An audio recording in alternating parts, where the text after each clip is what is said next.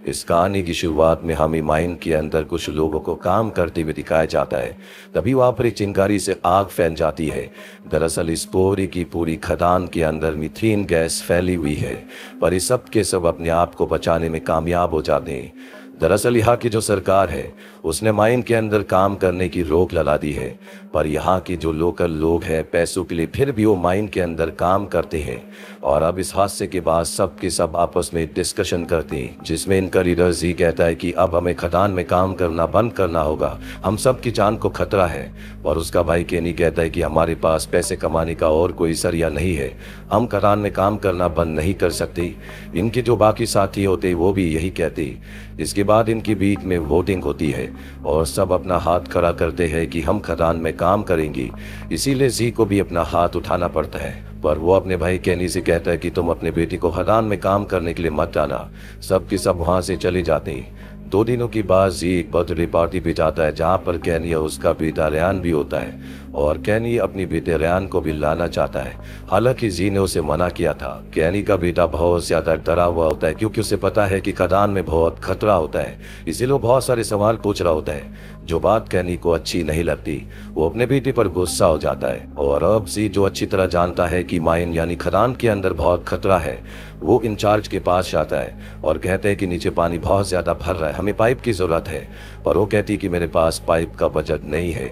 इसीलिए जी अपने सीनियर्स को यानी कि अथॉरिटी को कॉल करता है, और अथॉरिटी मेंबर साफ साफ कह देता है कि बिना जांच के हम कोई कदम नहीं उठा सकती, तुम्हें 2 दिन का इंतजार करना होगा, क्योंकि अगले 2 दिन छुट्टी है।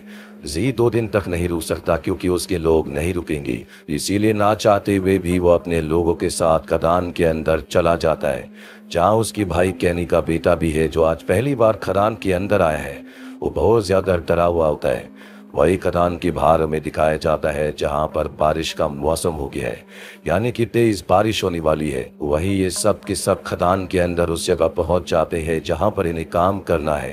केनी अपने बेटे को यहाँ से निकलने के सारे रास्ते बताता है, क्योंकि वो पहली बार यहाँ पर आया है। और अब सब के सब अपने अपने काम पर लग जाते हैं। केनी यहाँ पर ड्रिल मशीन का बहुत ज्यादा इस्तेमाल कर रहा होता है, हालांकि जी उसे ऐसा करने से मना करता है, क्योंकि ज्यादा हलचल से कोई भी गड़बड़ हो सकती है। पर केनी उसकी बात नहीं मानता। वहीं बहुत ज्यादा लोड बढ़ जाने की वजह से पावर हाउस में धमाका होता है, जिससे माइन का कुछ हिस्सा नीचे जमीन में धंस जाता है। ऊपर जो इंचार्ज होती तो मॉनिटर के सामने बैठी होती है, वो मॉनिटर में रेड अलर्ट देख लेती है, जिससे उसे पता चल जाता है कि नीचे माइन में कुछ न कुछ गड़बड़ हुई है। ये देखकर वो बहुत ज्यादा डर जाती है। वही माइन के अंदर हमें दिखाया जाता है, जहाँ पर सब के सब लोग घबरा चुके, सब इधर उधर भाग रहे होते, लेकिन केनी अपनी जगह पर खड़ा है। चारों तरफ आग फैल रही होती है, क्योंकि अंदर मीथेन गैस भी है। और चंद ही पलों के बाद चारों तरफ अंधेरा और सन्नाटा हो जाता है। सबसे पहले जी आवाज लगाता है। इसके बाद हम देखते हैं कि केनी का बेटा रायन जिंदा है, उसके साथ उसका एक साथी भी है। ये दोनों के दोनों केनी के पास जाते हैं, जिसकी हालत बहुत ज्यादा खराब होती है। इनके 7 लोग मारे जा चुके हैं। आज से पहले इस माइन के अंदर 113 लोग मारे जा चुके हैं, यानी कि कुल मिला के इस माइन के अंदर 120 लोगों की जान गई है। वही ऊपर इंचार्ज को दिखाया जाता है, जो माइन के पास आती है, लेकिन अंदर जाने का कोई रास्ता नहीं होता, उसे कुछ नहीं दिखता। यानी कि जो अब माइन के खदान के अंदर है, ये 4 लोग, इन्हें अपनी जान बचाने के लिए बाहर का रास्ता खुद ही ढूंढना होगा। इसीलिए यहाँ से जो सबसे पास का इमरजेंसी एग्जिट होता है, ये चारों के चारों उस तरफ निकल पड़ते। जल्दी उस गेट के पास पहुंच जाते, जहां पर पहुंच कर डिसअपॉइंट हो जाते, क्योंकि धमाके में वो गेट पूरी तरह से नष्ट हो चुका है, यानी कि ये उस गेट से बाहर नहीं जा सकती। ये चारों तरफ से कपड़ा बांध कर उसके अंदर बैठ जाते। दरअसल ये ऐसा कपड़ा है जो उन्हें आग से बचाएगा, क्योंकि चारों तरफ यहाँ पर मीथेन गैस है। साथ ही केनी बहुत ज्यादा डर चुका है, क्योंकि उसे पूरा विश्वास हो चुका है कि अब इनमें से कोई नहीं बचेगा, ये सब के सब यही फंस कर मर जाएंगी।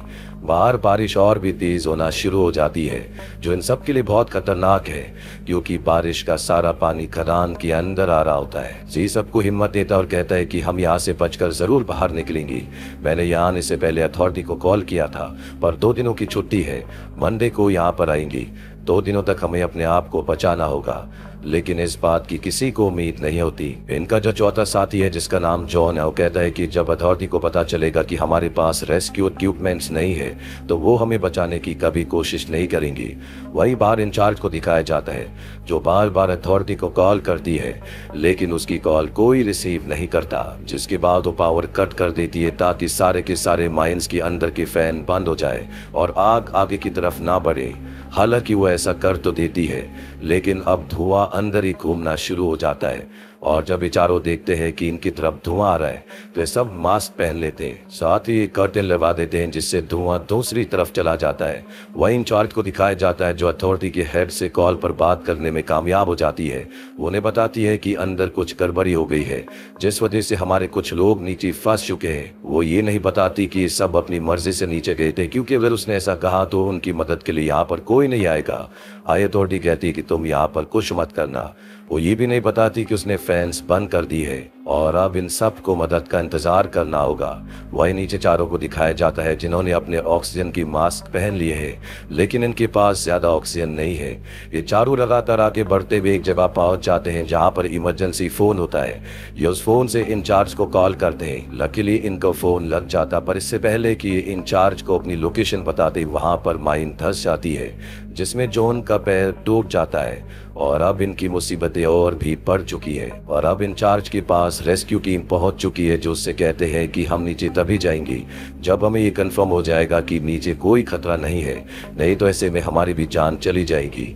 यहाँ इंचार्ज को पता है कि उन लोगों के पास ज्यादा वक्त नहीं है क्योंकि जल्दी उनका ऑक्सीजन खत्म हो जाएगा। खदान के अंदर चारों लगातार आगे बढ़ते चले जाते हैं क्योंकि इन्हें खदान के चप्पे चप्पे की हर एक रास्ते के बारे में पता है। ये एक दरवाजे तक पहुंच जाते हैं जो बंद होता है। किसी तरह से ये उस दरवाजे को खोलते हैं जहां से बहुत सारा पानी अंदर आ जाता है क्योंकि बारिश की वजह से सारा पानी इस दरवाजे के सामने रुक चुका था और अब ये पानी में डूबने लगते हैं और इन्हें अपनी जान बचानी है तो इन्हें बाहर की तरफ यानी कि आगे की तरफ बढ़ना होगा। ये पानी में आगे बढ़ने लगते हैं। जॉन जिसका पैर टूटा हुआ है तभी वो एक पत्थर से टकराता है जो पानी के साथ बह रहा होता है और जॉन उसी पत्थर के साथ बह जाता है जिसमें उसकी मृत्यु हो जाती है। ये तीनों के तीनों आगे एक चेम्बर तक पहुंच जाते हैं जहां पर इन्हें सांस लेने की जगह मिल जाती है। वही रेस्क्यू टीम को दिखाया जाता है जो अपने आप को एक वायर के साथ बांध कर नीचे की तरफ जा रहे होते हैं। इन्हें आगे जाने का रास्ता मिल जाता है जो एक शाफ्ट तक जाता है और शाफ्ट के दूसरी तरफ ये तीनों के तीनों लोग फंसे हुए। गैनी जो अब जीने की सारी उम्मीदें खो चुका है, उसे हेलुसिनेशन होना शुरू हो जाते हैं। जी उसके पास जाता और उसे समझाता है। तभी उसका पैर एक हाथ पर पड़ता है जो नी के एक साथी का होता है जो पत्थरों की दीवार की दूसरी तरफ है। वो कहता है कि तुम्हें मेरा हाथ काटना होगा, यहाँ पर फोन है जिससे मैं इंचार्ज को कॉल कर सकता हूँ, तभी हम सब बच पाएंगी। ना चाहते हुए भी इन्हें अपने साथी का हाथ काटना पड़ता है, जिसके बाद वो टेलीफोन के पास जाता है और इंचार्ज को बताता है कि हम शाफ्ट के पास है, तुम्हें यहाँ पर धमाका करना होगा। हम सब की ऑक्सीजन पूरी तरह से खत्म हो चुकी है, अगर तुमने जल्दी धमाका नहीं किया तो हम सब के सब मारे जाएंगे। और अब इंचार्ज कुछ लोगों को लेकर शाफ्ट की तरफ बढ़ती है। वहीं कैनी की बेटे रयान की ऑक्सीजन अब पूरी तरह से खत्म हो चुकी है, इसीलिए कैनी अपना मास्क उतार कर उसे लगा देता है क्योंकि उसे पता है कि अगर उसने ऐसा नहीं किया तो उसकी बेटे की मृत्यु हो जाएगी। जी अपना मास्क निकालता और अपने भाई कैनी को लगा देता है। हालांकि कैनी मना करता है। जी कहता है कि ये मेरा फर्ज है, पर तुम्हें मुझसे वादा करना होगा कि आज की बात कभी कोई माइन के अंदर काम नहीं करेगा। ये कहते कहते उसकी मृत्यु हो जाती है और अब इन दोनों की भी ऑक्सीजन खत्म होने वाली है। इनका जो दूसरा साथी दीवार की दूसरी तरफ है वो भी अब बेहोश हो चुका है। पर अब शाफ्ट के बाहर इंचार्ज कुछ लोगों के साथ पहुंच चुकी है। वो कहती कि दीवार से दूर हो जाओ, हम यहाँ पर धमाका करने वाले हैं। लेकिन कैनी, उसका बेटा रयान और साथ ही इनका तीसरा साथी हो दीवार की दूसरी तरफ है, वो उनकी आवाज नहीं सुन पाती और तभी एक धमाका होता है। इसके बाद हमें 1 साल बाद का वक्त दिखाया जाता है जहां पर हमें रयान को, उसके पिता कैनी को और इनका वो तीसरा साथी जिसका हाथ कट गया था, इन्हें एक बर्थडे पार्टी में दिखाया जाता है जहां पर जी की पत्नी भी आती है। कैनी उसके पास जाता और कहता है कि जी ने हमारी जान बचाई, अगर वो नहीं होता तो हम बच नहीं पाते।